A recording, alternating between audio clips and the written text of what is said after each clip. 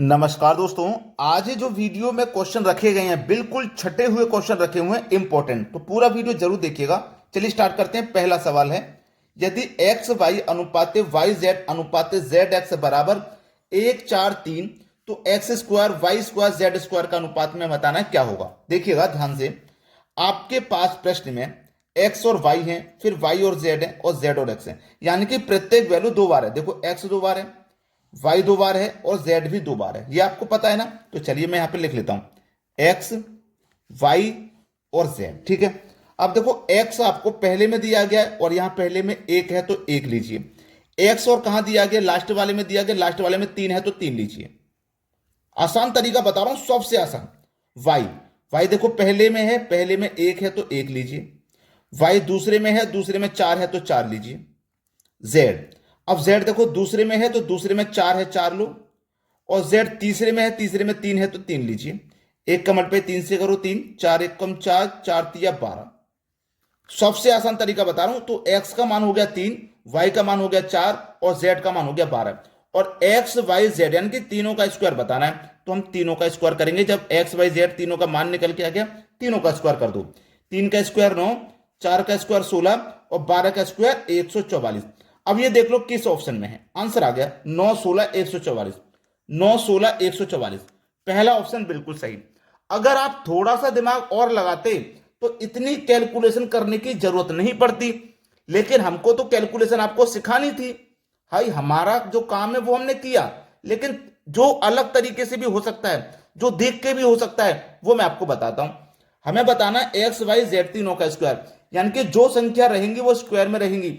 भाई तीनों संख्या स्क्वायर में है तो तीनों संख्या ऑप्शन की स्क्वायर में रहनी चाहिए।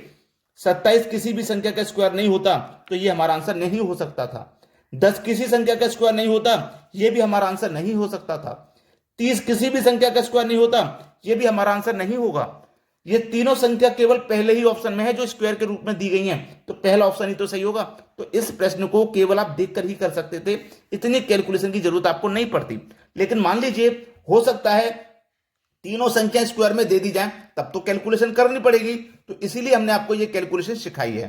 तो वीडियो कैसा लगा है लाइक जरूर करिएगा। अभी तो पूरा वीडियो पढ़ा है, ये तो पहला क्वेश्चन है, धमाकेदार सवाल है सभी। अब देखते हैं अगला सवाल। अगला प्रश्न है, अब यहां पे देखो सेम क्वेश्चन, आपको चार क्वेश्चन है, पहला दूसरा तीसरा चौथा चार क्वेश्चन है, लेकिन चारों क्वेश्चन आपको सेम नजर आएंगे क्योंकि संख्या मैंने सेम ली है केवल समझाने के लिए। देखिएगा प्रश्न में क्या है। अंडर रूट में 30 प्लस, अंडर रूट में 30 प्लस, अंडर रूट में 30 प्लस। ये वाला क्वेश्चन और ये वाला क्वेश्चन बिल्कुल समान है, तो फर्क सिर्फ इतना है कि ये प्लस में है और ये माइनस में, और ये डॉट डॉट डॉट डॉट चल रहा है, मतलब अनंत तक चलता ही जा रहा है। ये भी अनंत तक चलता ही जा रहा है। तो इसको करने का सबसे सरल तरीका ये है कि आप 30 के ऐसे फैक्टर कीजिए जिनके बीच का अंतर एक आए। तो देखो 30 है, 30 के फैक्टर में क्या कर सकता हूं जिनके बीच का अंतर एक आए। 5 छक्के 30, इनके बीच का अंतर एक है। तो याद रखना मैंने ऐसे फैक्टर तो कर दिए जिनके बीच का अंतर है। जब प्लस वाला क्वेश्चन रहेगा ना, जिसमें प्लस प्लस प्लस अनंत तक चलता जा रहा है, तो फैक्टर की बड़ी संख्या आंसर होगी, मतलब इसका आंसर 6 है। और देखो यहां पे भी 30 है, तो 30 के मुझे ऐसे फैक्टर करने हैं जिनके बीच का अंतर एक आए, तो यही हो जाएगा। जब माइनस में रहेगा प्रश्न और अनंत तक चलता जाएगा, तो फैक्टर की छोटी संख्या आंसर रहेगी। ठीक है, प्लस वाले क्वेश्चन में फैक्टर की बड़ी संख्या आंसर, माइनस वाले क्वेश्चन में फैक्टर की छोटी संख्या आंसर। अब यहां पे देखो क्या है, ना ही प्लस और ना ही माइनस, और ये इन्फिनिटी तक चलता हुआ जा रहा है। ठीक है, इनफाइनाइट तक चलता हुआ जा रहा है। ऐसा क्वेश्चन हो जिसमें ना प्लस हो ना माइनस, तो इसका मतलब इसमें इनटू है। ठीक है, और ये अनंत तक चलता हुआ जा रहा है, तो याद रखना वो संख्या ही उस प्रश्न का आंसर है।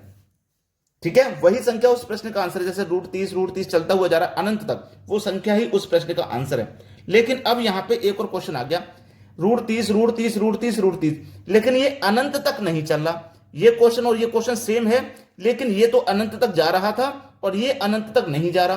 तो फिर क्या करेंगे समझिए। देखो ये अनंत तक जा रहा है और ये अनंत तक नहीं जा रहा, तो मैंने एक बात आपको बताई है कि सेम संख्या जब जा रही है ना, तो वो सेम संख्या को मैं ले लूंगा। जैसे मैंने यहां पे इसका आंसर हो गया, लेकिन ये अनंत तक जा रहा तो यही आंसर है, ये अनंत तक नहीं जा रहा तो ये इसका आंसर नहीं है। आंसर क्या होगा याद रखना। पहले मैंने ये संख्या लिख ली 30। अब देखो ये संख्या कितनी बार आई है, 1 2 3 4 बार आई है ना, तो 4 का स्क्वायर करो 16। भाई इसकी पावर में 4 का स्क्वायर करो 16, फिर इससे ऊपर में एक कम करके लिख दो यानी कि 15। अब ये इसका आंसर हुआ। अब ये क्या हुआ, इसका बिल्कुल सही जवाब हो गया। तो उम्मीद करता हूं कि इन प्रश्नों में आप कभी भी कोई गलती नहीं करेंगे। अब देखते हैं अगला सवाल।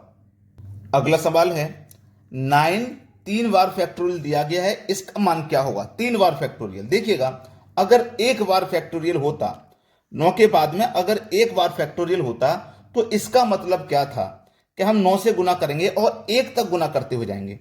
9 गुने 8 गुने 7 गुने 6 गुने 5 गुने 4 गुने 3 गुने 2 गुने 1, यही तो इसका मतलब हुआ अगर एक फैक्टोरियल है तो। लेकिन अगर दो फैक्टोरियल होंगे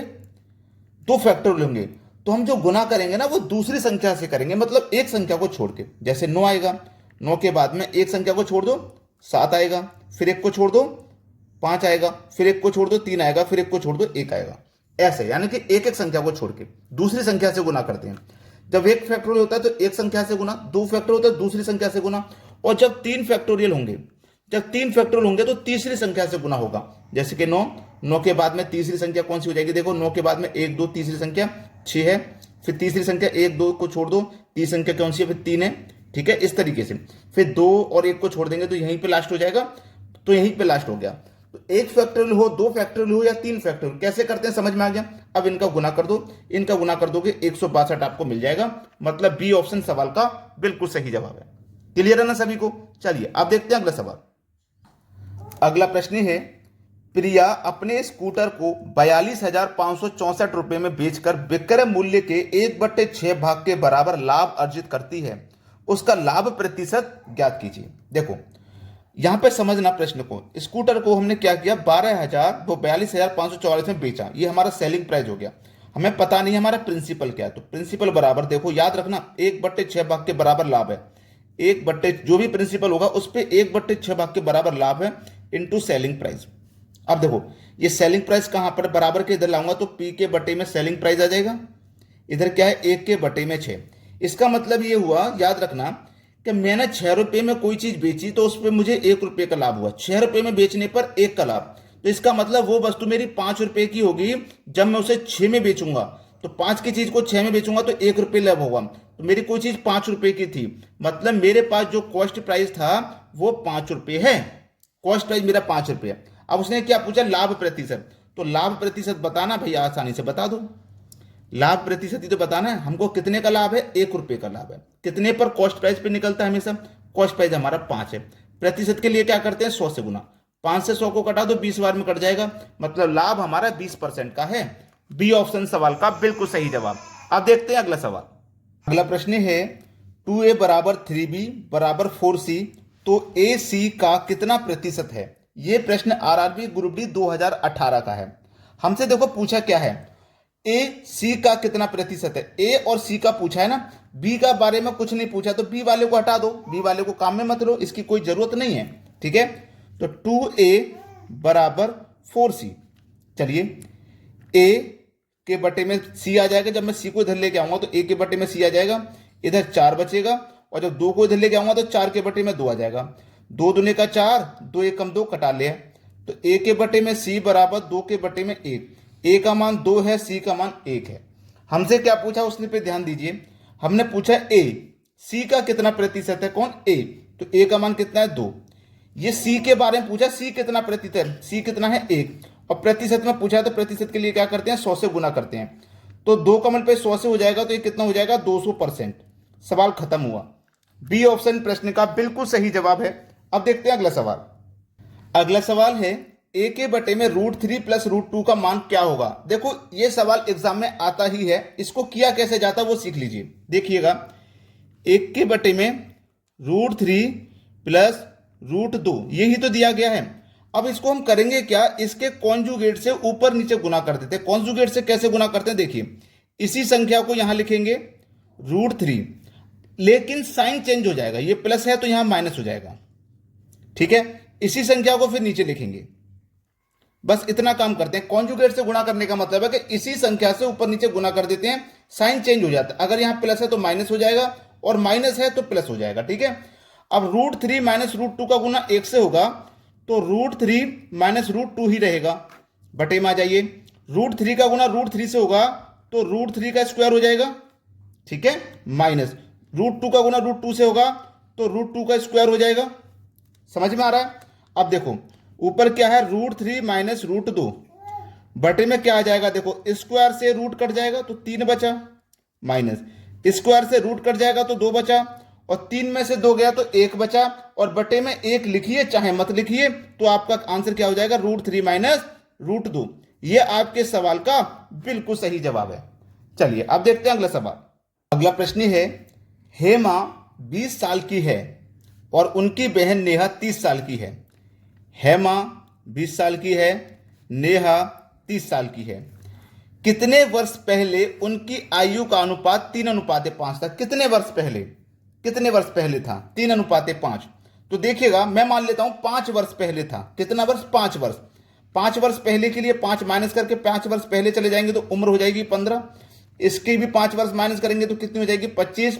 5 से कट जाएगा 3 बार में, 5 से कट जाएगा 5 बार में, 3:5 आपका सही जवाब है। भाई 3:5 ही तो पूछा था, तो कितने वर्ष पहले होगा 3:5? 5 वर्ष पहले। हम कितना वर्ष पहले गए हैं? 5 वर्ष। तो डी ऑप्शन बिल्कुल सही है। ऐसे प्रश्नों की आपको प्रैक्टिस जरूर करनी पड़ेगी, तभी आप एक बार में सही ऑप्शन तक पहुंच पाएंगे।